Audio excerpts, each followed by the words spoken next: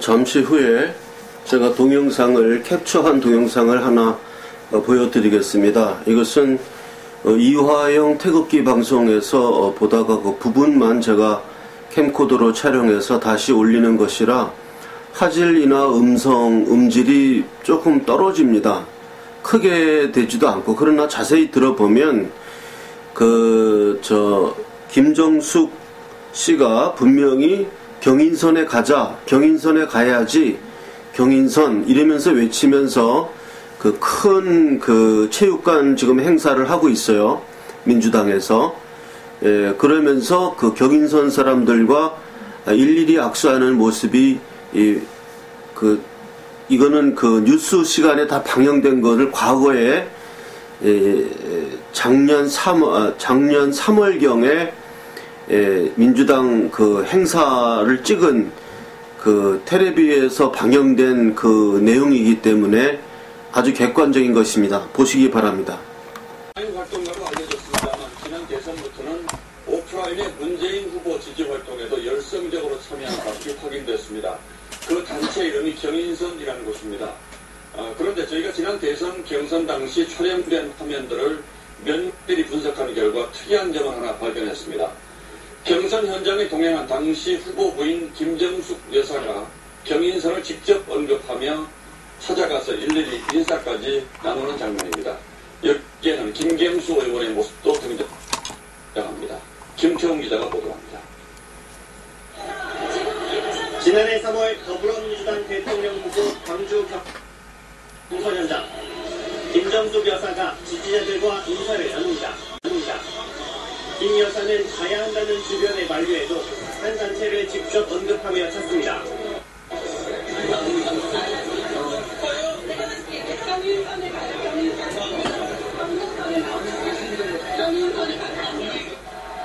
김 여사는 경인선이라는 단체 자리로 가 한 사람 악수를 하고 수행하던 김경수 의원도 손을 흔들며 인사를 나눕니다. 경인선은 민주당 댓글 조작 혐의를 받는 드루킹 김모 씨가 주축이 돼 활동한 문재인 후보 지지단체로 알려져 있습니다. 김 씨는 김정숙 여사가 등장한 경인선 동영상을 자신의 SNS에 올리며 경인선 모임은 문재인의 가장 날카로운 칼이라고 자평했습니다. 경인선 블로그는 최근 폐쇄됐습니다. 김 씨는 문 후보를 돕기로 한 뒤인 지난 2016년 10월 파주 임진각에서 열린 남북 정상선언 9주년 기념 행사에 심상정 의원, 유시민 전 장관 등과 함께 주요 인사로 참석하기도 했습니다. TV조선 지금 이렇게 명백한 증거가 나왔습니다. 드루킹, 경인선이란 조직은 어떤 조직이냐 하면 드루킹이란 사람이 거느리는 조직 가운데 하나입니다. 경인선. 경제가 사람이 먼저고 경제와 인간 어쩌 그렇게 하는 겁니다. 저 까먹었는데 그래서 줄여서 경인선이라고 하는 그런 단체인데, 그것은 드루킹이란 김모 씨, 이번에 드루킹 게이트에서 드루킹이 거느리고 있는 산하 단체입니다. 이렇게 명백한 증거 자료까지 나왔고, 다시 한번 설명을 드리지만, 드루킹이 느릅나무 출판사라고 조직해가지고 책 한 권 찍어낸 게 없는 출판사고, 그 다음에 핸드폰만 170개 이렇게 사용해서 댓글을 조작하고 여론 조작하고 1년에 사용한 예산이 11억에 달한다고 하고, 사무실 임대료에다가 한 달 지출하는 경비만 해도 몇 천만 원이 지출되고, 밑에 상근 직원도 상근 직원에다가 왔다 갔다 하는 사람들 다 합치면은 수백 명이 거기서 이렇게 왔다 갔다 하고, 상주하는 사람들은 거기서 숙식을 같이 하면서 같이 이념 교육도 하고 활동도 하고, 또 이제 인터넷을 통해서 영리 활동도 하고, 이러한 식의 단체가 지금 동영상에서도 나왔지만은 이 김정숙 여사가 이미 경인선에 가야지 하고 뭐 이렇게 그 경인선이란 단체를 이렇게 이 VIP들이 다 알고 있는 거죠. 그러면 이 사람들이 그 드루킹과 아무런 관련이 없었다. 그런 논리로 이야기한다면은 박근혜 대통령이 무슨 저 농단에 연관이 있고 뭐가 뇌물죄에 연관이 있고 제3자 뇌물이고 이런 그런 식의 잣대로 이야기한다 그러면 도대체 뭐 처음부터 끝까지 말이 안 되는 논리를 세우고 있습니다. 저는 이번에 드루킹 사태를 보면서 굉장히 섬뜩한 걸 느꼈습니다. 이 문재인 씨 화면에 나타나는 얼굴 보면은 굉장히 그 결연한 의지를 갖고 있다는 것을 보이고, 야, 이건 정말 대단한 사람들이 지금 이 반역을 했구나 하는 것을 너무나 느꼈고, 이제 우리는 이 드루킹 이 게이트까지 와서는 더 이상 여기선 우리는 더 이상 물러나서도 안 되고, 여기서 물러나면은 우리는 그대로 그냥 이 나라가 없어지는 겁니다. 예, 스스로 지금 모든 것이 드러났어요. 드루킹이라는 사람을 통해서 지금 이렇게 댓글 조작하고 핸드폰만 170개고 거기에 가담하는 사람들 뭐 이런 계좌가 뭐 몇백 개 계좌 몇천 명 뭐 이렇게 돼가지고 여론을 조작했다 그러면, 저도 홍준표 씨도 그렇게 이야기했다고 하는데요. 도대체 이 여론조사를 믿을 수 없다. 이게 수학적으로 나오는 게 왜 믿을 수 없냐 하면, 대통령 대선에서 42%의 득표를 했습니다. 문재인 씨가.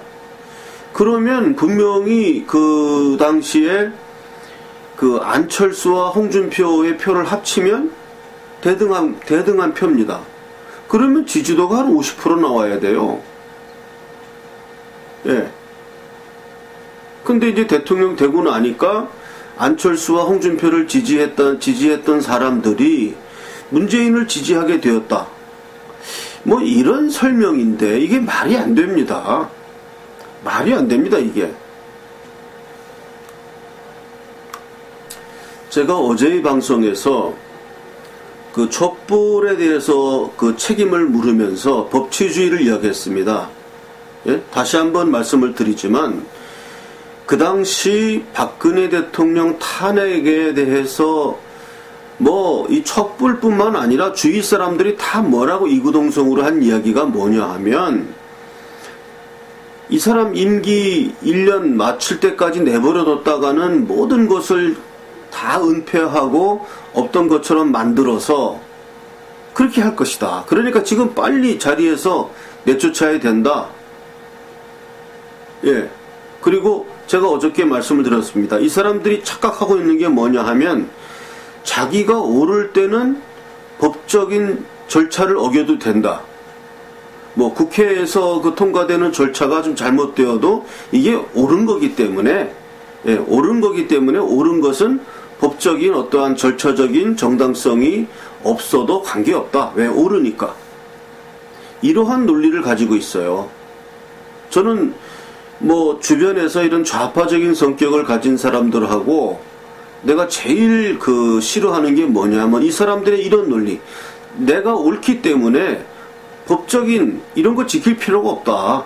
옳은데 뭘 지키냐. 이러한 논리를 가지면서 굉장히 서두릅니다.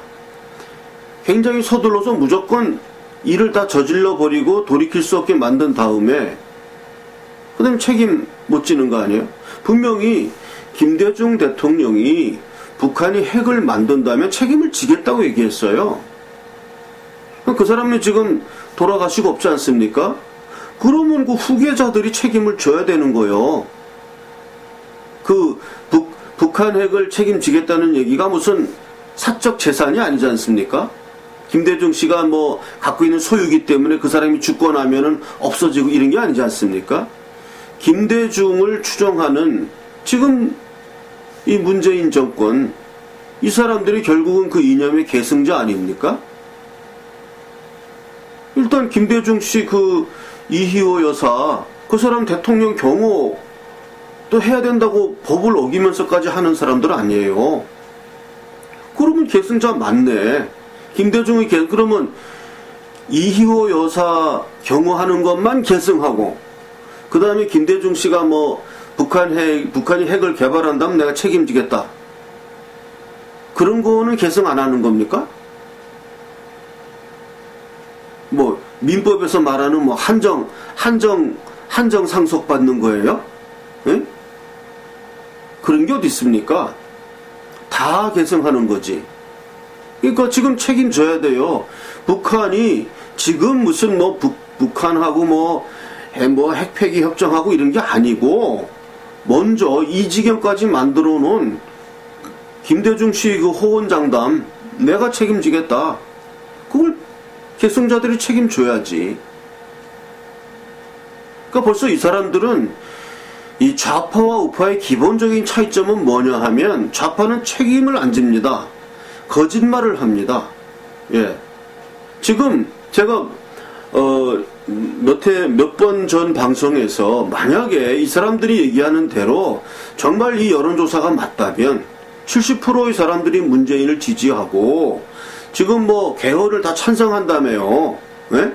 또 뭐 무슨 미군 철수하라는 사람이 더 많다면, 그 여론조사가 정말로 맞으면 그럼 그렇게 해야 된다. 예, 공산주의를 하자는 사람이 더 많다면 그러면 우리가 왜 공산주의 왜 안 하냐? 해야죠.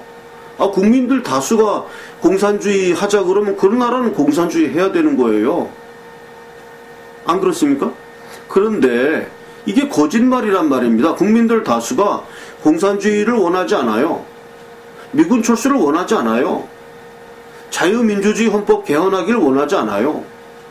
그런데 그거를 거짓 여론을 들이대면서, 봐라, 여론이 이렇게 얘기한다. 여론에 무슨 70%가 문재인 지지한다. 이렇게 거짓된 여론을 증거로 내세우면서 그러니까 이렇게 하겠다. 이게 잘못됐다는 거예요. 첫째, 여론에는 침묵한 다수 의견이 나타나지 않습니다. 침묵한 다수. 더 많은 다수의 의견이 나타나지 않는 게 여론조사입니다. 우리는 이번 이 드루킹 사건에서 절대로 물러서면 안 됩니다. 여기서 물러서면 이제 우리는 나락으로 떨어지는 겁니다. 이렇게 명백한 증거가 나오고, 지금 박근혜 대통령을 뭐 도덕적으로 헌법 수호의 의지가 없다. 헌법이 부여한 대통령의 권한을 사적으로 사용했다. 이런 식으로 이야기한 사람들 아닙니까? 지금 이 드루킹 사건에서 나타난 건 뭡니까? 이건 그런 것도 아니고 완전히 조작한 거예요. 여론을 조작하고. 그러니까 우리가 여론을 안 믿는 게 맞는 겁니다. 제가 작년 2월쯤이었죠. 2월쯤에 유튜브 방송한 내용 중에 하나가 어떤 젊은 사람과의 대담이었습니다. 그래서 그 사람에게 제가 이야기했던 그 주제가 뭐였냐 하면, 이런 식으로 탄핵을 해가지고 중도 낙마시킨 다음에 그렇게 들어서는 정권이 어떻게 국민적 정당성을 가지겠느냐. 결국 그 들어선 정권은 더 많은 이 국론 분열 속에서 아무 일도 못하게 될 것이다. 그렇게 가는 것보다는 일단은 지금은 탄핵을 기각시키고 박근혜 대통령이 임기를 마저 채우고 그 나머지 1년 동안에 충분히 여와 야가 대결을 통해서 진정한 승자가 대통령 선거에서 이겨서 정권을 잡아야 그 다음에 나라가 안정되지. 지금 그 당시 작년 2월 당시 이런 상태로 대통령 탄핵되면 지금 문재인 후보가 제일 유력하지 않냐. 다른 지금 대항마가 없지 않냐. 그런 식으로 본인은 대통령이 되고 싶겠지만 그런 식으로 대통령이 되었을 때는 자신의 기반이 너무나 취약해지고 기반뿐만 아니라 정당성도 없어지고 국론은 분열되고 결국 아무 일도 못하게 된다. 그러니까 이렇게 하면 안 된다라고 얘기를 하니까 그 젊은 사람이 수긍을 하고 그때 헤어진 일이 있습니다.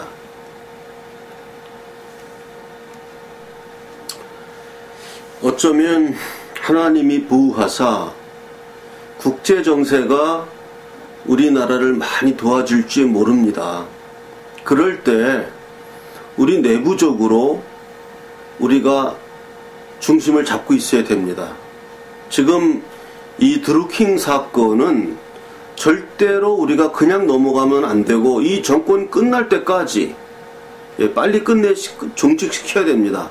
지금 한 1년이 아직 안 됐는데 그리고 지금 빨리 정권 끝내는 게 본인 그 보궐 대통령의 임기가 2월로 끝났으니까 이것도 맞아요. 문재인 씨가 지금 더 아무 얘기 없이 하는데 지금 이게 지금 맞아 돌아갑니다. 이 사람 보궐 대통령 임기가 지난 2월로 이제 만료가 됐으니까 지금 이제 이런 일로 해서 사임하고 우리 새롭게 시작하는 것이 그것이 대한민국의 축복이 될 것입니다. 그리고 좀 얄밉지만 장제원이나 김성태 이런 사람들이 열심히 좀 싸우고 있고 또 안철수도 자기가 대선의 피해자라고 이야기를 하고 있고 근데 그 안철수의 그 억울하다는 이야기는 좀 일리가 있어요. 그 사람이 문재인과 사실상 그 지지도가 그 당시 박빙으로 해서 더 올라선 적도 있었던 그런 거였는데 갑자기 싸늘하게 내려갔는데 갑자기 내려간 그게 좀 모호합니다. 그 당시에 그 태극기 진영에서 안철수도 좌빨이다. 안철수가 되면 근데 그러한 여론이 막 퍼지면서 안철수에게 쏠리던 게 그냥 썰물처럼 내려갔는데 그러한 것들이 이러한 그 댓글 조작, 여론 조작 사건과 절대 무관하지 않을 겁니다. 그래서 이번 사태는 이거는 분명히 이 민주주의의 기본 질서인 그 여론을 이렇게 훼손한 것이고 이것을 조작한 이러한 정권은 박근혜 대통령 탄핵시킨 그런 기준이 아니더라도 이것은 우리가 절대로 용납할 수 없는 것입니다. 저도 개인적으로 이 드루킹 사건에 대해서만은 도저히 그냥 묵고할 수 없기 때문에 어디 지하철역 앞에서라도 1인 시위라도 팻말 하나 들고 좀 해야 되지 않을까 이렇게 생각을 합니다. 우리 모두 이 드루킹 사건 이것은 절대로 우리가 그런 일이 있었는가 보다 하고 넘어갈 그럴 성질의 문제가 아니고 드루킹 사건의 100분의 1도 안 되는 그런 그 티끌 같은 거 가지고 박근혜 대통령을 탄핵했어요. 그걸 국정농단이라고 하면서 있지도 않은 무슨 태블릿 PC 막 조작해가지고 그게 최순실 씨 거다 이런 식으로 막 거짓말하고 세월호 그 말도 안 되는 이런 거를 휘발아쳐가지고 사태가 이렇게 왔으니 도대체 우리나라가 돈만 좀 어떻게 벌어서 좀 먹고 사는 그런 졸부의 나라밖에는 안 되는 겁니다. 솔직히 얘기해서 이러면 돈푼이나 좀 있는 그런 졸부적인 국가 이거밖에 안 돼요. 그 인도나 이런 데 여행한 사람들이 이야기하는 게 그 사람들이 참 돈은 없어도 어떠한 그 내면적인 어떤 이런 거를 많이 느끼게 한다. 도대체 우리나라에서 이게 뭡니까 이게? 그렇게 빨리 이런 식으로 해가지고 국가 대사를 이렇게 망쳐놓고 지금 그 권력을 잡았다는 지금 김기식에 대해서도 할 얘기가 많은데요. 그런 식으로 사태 문재인 씨가 또 얘기한 것도 되게 웃기는 거였어요. 그 선관위에 거기에 해서 무슨 위법사항이 나온다면 사임토록 하겠다. 사임토록 하겠다는 게 뭡니까? 사임토록 하겠다. 사임한다는 건 본인이 사임하는 거죠. 그럼 사임토록 하겠다는 얘기는 즉 사임을 종용하겠다 이런 뜻이거든요. 결국 굉장히 국정을 수행하겠다는 의지가 없는 사람이고 이런 사람이야말로 헌법 수호의 의지가 없는 사람입니다. 이 사람이야말로 누가 누구를 탓하고 정말 말이 안 되는 이야기입니다. 우리 모두 이번 드루킹 사건만은 절대로 그냥 넘어갈 수 없는 사건이라고 생각합니다.